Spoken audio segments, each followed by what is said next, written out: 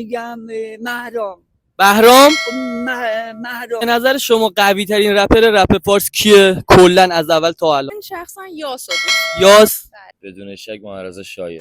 محمد شایع. آره مطمئنی؟ خیلی مطمئن. قوی ترین رپر رپ فارس از اول تا الان؟ پیشرو. پیشرو. به نظر شما قوی ترین رپر رپ فارس از اول تا الان کیه؟ بهرام. بهرام. بله. حسین ابلیس. حسین ابلیس. فقط حسین. شایع و پیشرو. یک. شایع. شما چی؟ منم شایع. فقط شایع. خوبی؟ بسیار خوبه، روز قشنگی، آفتاب و همه چیز سر جاش مرتب. مایکل قوی ترین رپر رپ فارس کیه؟ پپر بود که فوت کرد چند سال پیش، رفتیم دنبالش، الان دنبال رفتیم. نه یه رپر بگو مایک. من میگم مهرام. بهرام.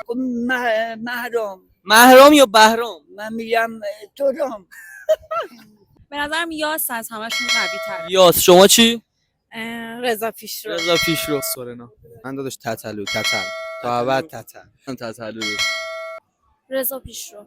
کی رضا پیشرو، بهرام، سورنا.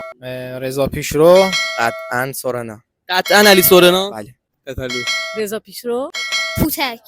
مرسی داداش 100% پیشرو داداش توپاک. به مرسی داداش. به نظر من از قدیم شایع بوده و هست.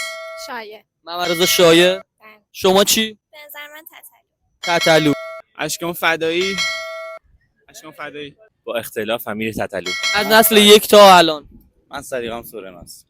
کی؟ سورنا علی. علی سورنا. به نظر من بهرام قلمش به همشون میچرد. به نظر من پیشرو.